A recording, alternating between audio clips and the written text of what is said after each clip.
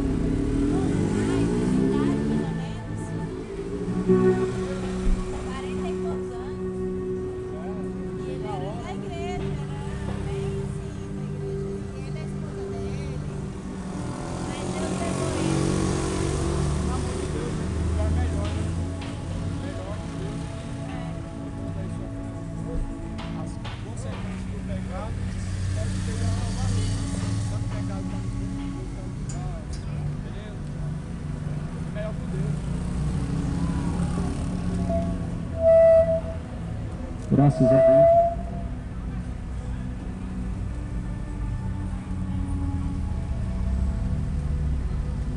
Graças a Deus. Glória a Deus. Uma boa noite e a paz do Senhor Jesus seja convosco. Que Deus os abençoe. Em nome de Jesus Cristo, a palavra de Deus será pregada. Estou aqui mais uma vez para anunciar essas maravilhosas palavras que é a palavra de Deus.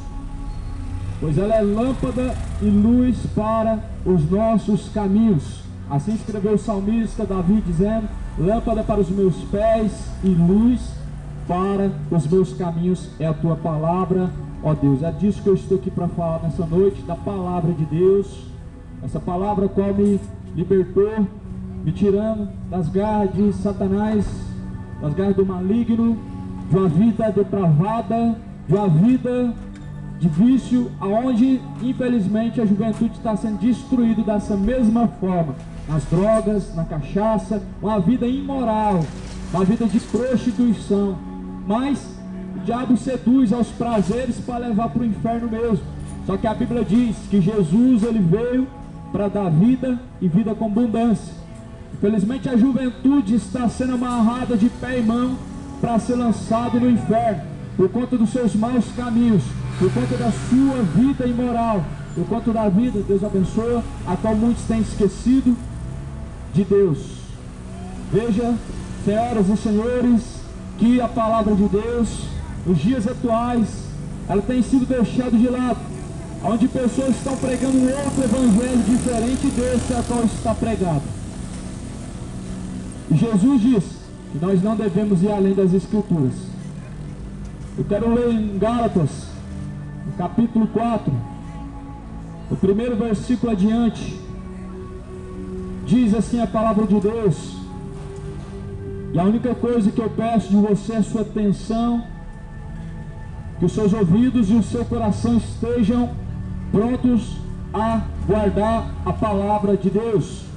Está escrito: digo, pois, que todo tempo em que o herdeiro é menino, em nada se difere do servo, ainda que seja senhor de tudo, mas está debaixo de tutores e curadores até o tempo determinado pelo Pai.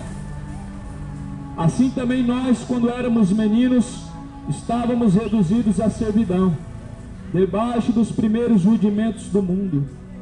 Mas vindo a plenitude dos tempos, Deus enviou o seu Filho, nascido de mulher, nascido sob a lei, para remir os que estavam debaixo da lei, a fim de recebermos a adoção de filhos. E porque sois filhos, Deus enviou aos nossos corações o Espírito de seu Filho, que clama: Abba, Pai. É o versículo 6. Vamos ouvir a palavra de Deus. O Evangelho é o poder de Deus para a salvação de todo aquele que crê. Eu não sei se você crê no Evangelho, não sei qual a sua religião, mas Jesus não mandou seguir nenhuma religião. Jesus mandou, aliás, ele deixou as Escrituras, e ele diz que nós não devemos ir além do que diz as Escrituras.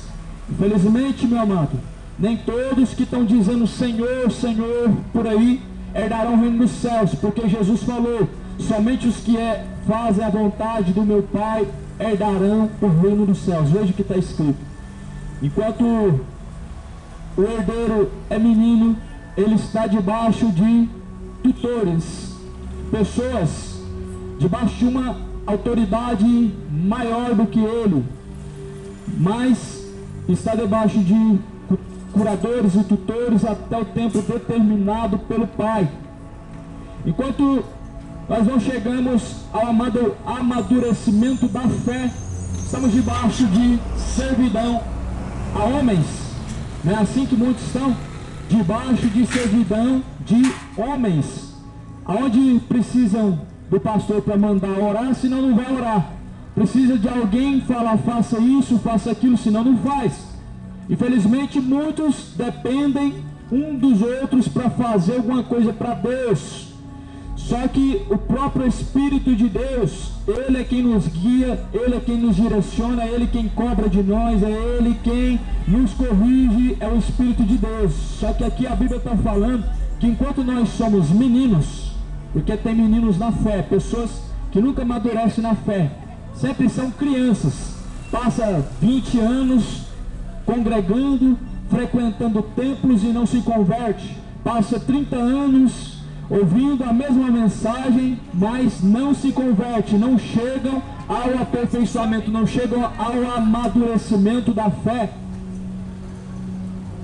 Um caráter que define muitos, conforme Paulo escreveu, meninos da fé, é que ele precisa e ele está dependente de homens. Enquanto não chega ao amadurecimento, enquanto não chega ao conhecimento da plena verdade para serem livres pelo amor de Deus, assim estão sujeitos a servidão a homens, a tutores, a pastores, a padres, mestres esses que muitos deles, infelizmente, está levando uma multidão para o inferno a rodo, porque estão ensinando heresias, estão pregando fábulas, estão pregando outro evangelho, além deste evangelho que está pregado. A religião, todavia, ela tem enganado. A sua religião está te enganando. A religião que a Bíblia fala é uma, mas a religião que está na terra é outra. A Bíblia fala de uma só religião.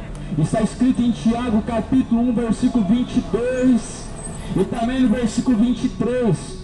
A religião pura e imaculada para com Deus o Pai é esta: visitar os órfãos e as viúvas em suas tribulações e fugir da corrupção deste mundo.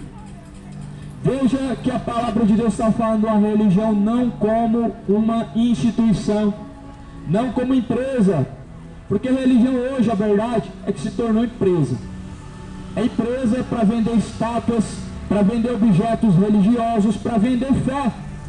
Pessoas pagam para poder exercitar uma fé inexistente. Pessoas pagam caro, pagam campanhas para poder exercitar uma falsa fé. Porque veja, meu amigo, que a Bíblia diz que a fé, ela não depende de ver.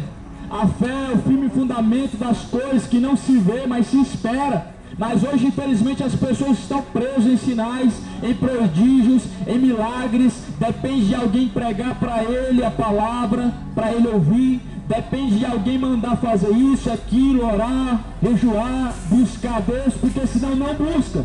Ou seja, meninos na fé, e infelizmente assim, se permanecer assim, vai perecer. Infelizmente, se você permanecer como menino na fé, meu amigo, pode esperar.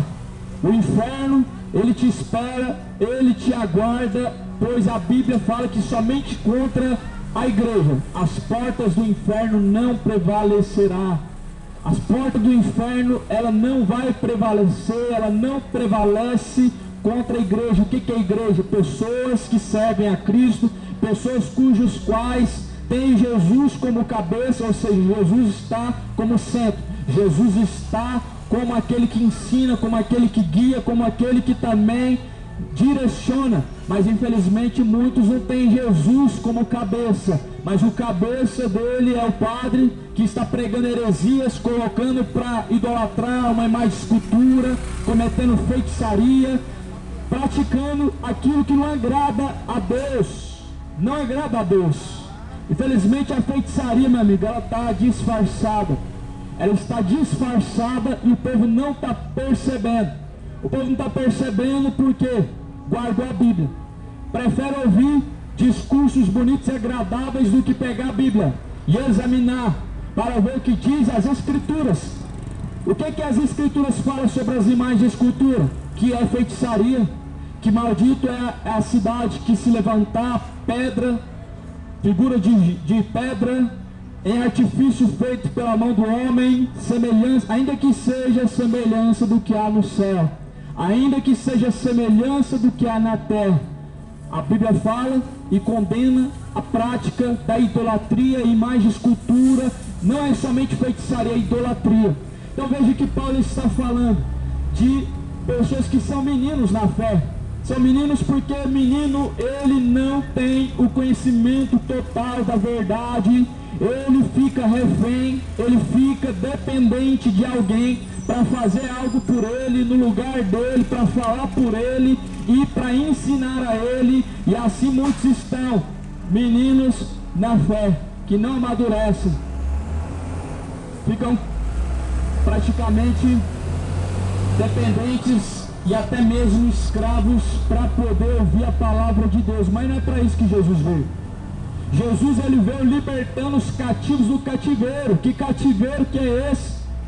O cativeiro é a prisão espiritual que se chama pecado e a qual a Bíblia vai falar em Romanos 6, 23, pois o salário do pecado é a morte, mas o dom gratuito de Deus é a vida eterna. Enquanto você permanece, meu amigo, sem o conhecimento da verdade do Evangelho de Cristo, você permanece preso, amarrado pelo pecado, sendo amarrado para a condenação, para ser lançado nas trevas exteriores. Muitos estão amarrados nas suas feitiçarias, caminha em cima do vale do sal grosso. Ninguém nunca falou isso para você, mas você vai ouvir agora. Vale do sal grosso, o que é isso? Feitiçaria. Aonde que está isso na Bíblia? Não está. Por que não está? Porque todavia Deus não ordenou fazer